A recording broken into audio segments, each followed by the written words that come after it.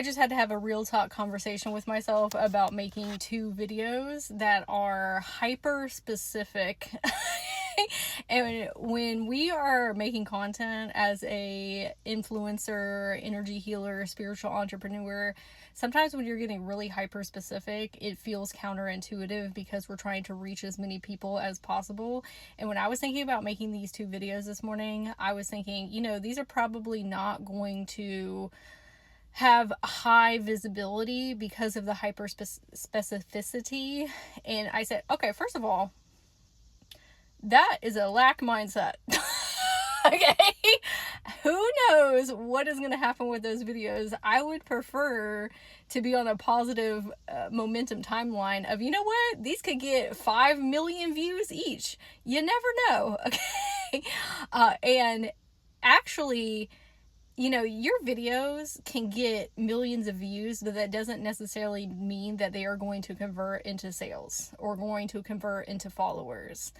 What is really beneficial is, and that's great for like flooding your social media with like new persons, but what usually ends up converting is if you're talking to a very specific person on the other side of the camera. And they say, oh wow, that was specifically for me. Like, hyper specificity doesn't always mean that it's not going to be successful. I have generated a lot of sales in my business from views on videos that are not super high, but they're so in resonance with the people who are watching it. They're like, I want to work with her. And so I had to sit with myself for a minute and dig through those beliefs and say, even if nobody watches those videos, I am not going to treat my social media as the all-being success. Because the way that I utilize my social media is like a video diary.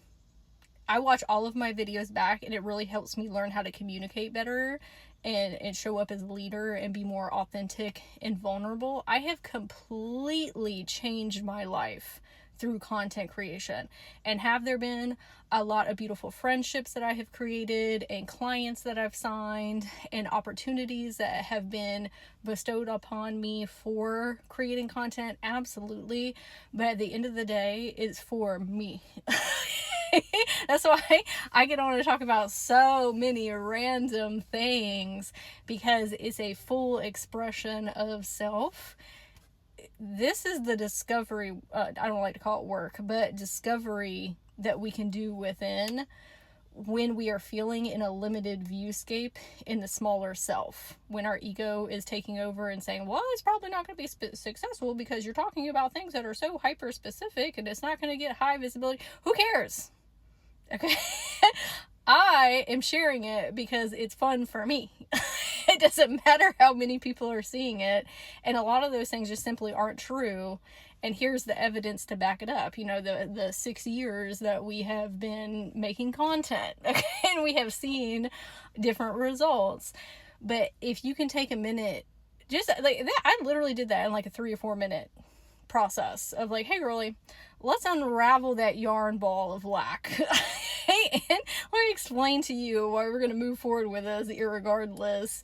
And I already made one video, and I said, you know what, we're going to take a pause and make this video, and then we're going to make the next video because it's going to shift the energetics. And so I wanted to come on and share in case these are things that you have been thinking about when you're putting your projects and creations and ideas out into the world. It's all important because you are important. Your expressions are important, your growth and evolution, regardless of whom is watching. But assume people are watching. We don't want to go in with like a defeatist mode of like, oh, nobody's going to see this. Yeah, of course they are. I'm amazing. Okay? I'm brilliant. I have wonderful things to say. And it supports everybody who watches it in some way. That is feeding positive energy into those timelines, which ends up manifesting things, and opportunities are magnetized to you.